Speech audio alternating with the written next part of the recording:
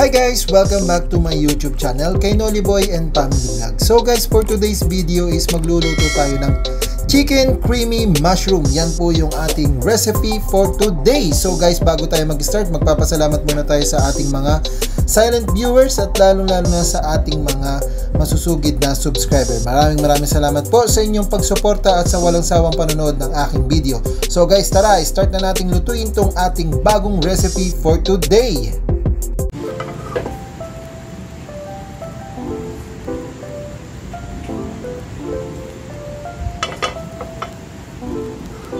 So painitin muna natin yung ating cooking oil dyan sa ating cooking pan. Next, lalagyan na natin yung ating chicken.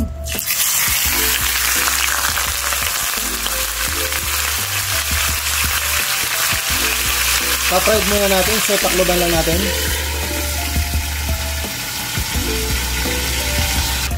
So guys, pwede muna natin itong iset aside. So tatanggalin muna natin dito sa ating lutuan.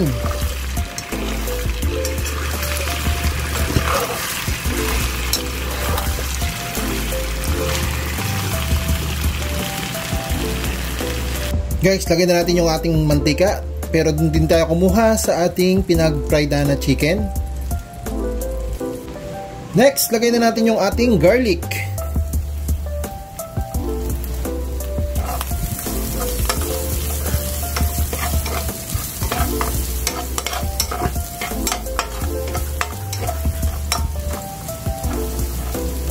Next, yung ating onion.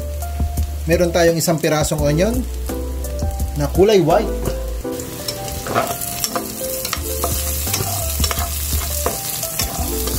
Then, ilalagay na natin yung ating chicken.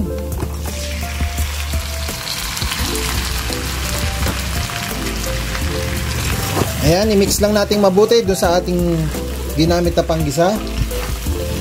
Next, lalagyan na natin ng soy sauce.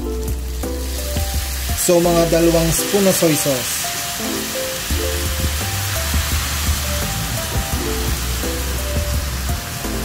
Then, yung ating oyster sauce.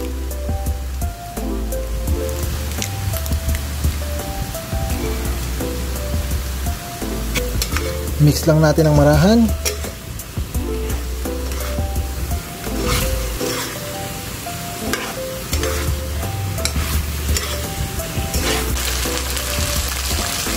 Then, lagyan na natin ng 2 cups of water.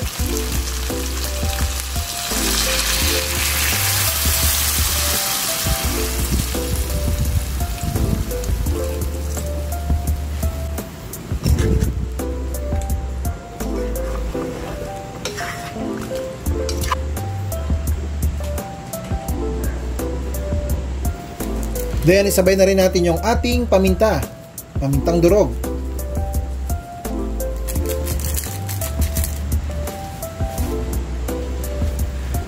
Then, haluin na lang natin ulit na marahan.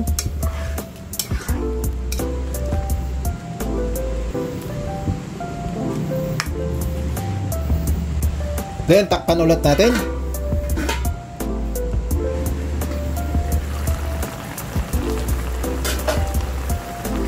Ang next nating ilalagay yung ating all-purpose cream na 200 ml. 250 ml pala itong ating Nestle cream. Wow!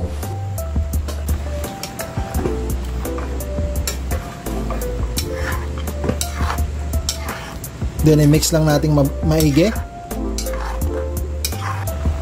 Okay, takloban na lang natin. Yan, cover lang po.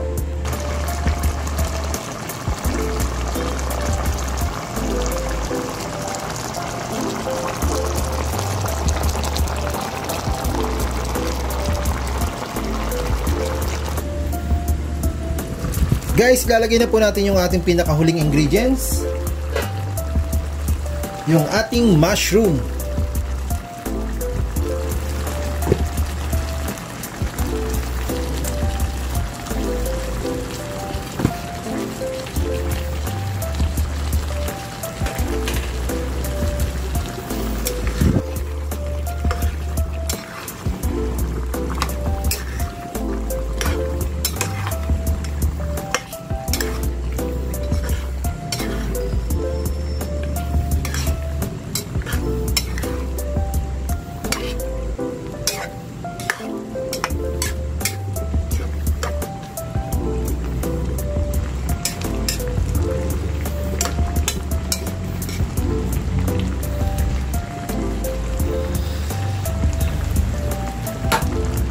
Then pakuluan lang natin yan ng konti pa. Then maya maya pwede na natin yang i-serve. So i-cover ulit natin.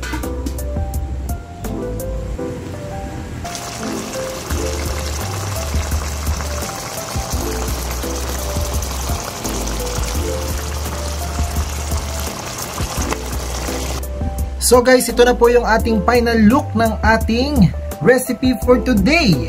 Yung ating chicken creamy mushroom. So guys, sana po nagustuhan nyo yung aking bagong video. Ang ating bagong recipe for today's. Salamat guys. Salamat po sa mga nanonood at sa mga nagsusubscribe at lalo na sa ating mga silent viewers.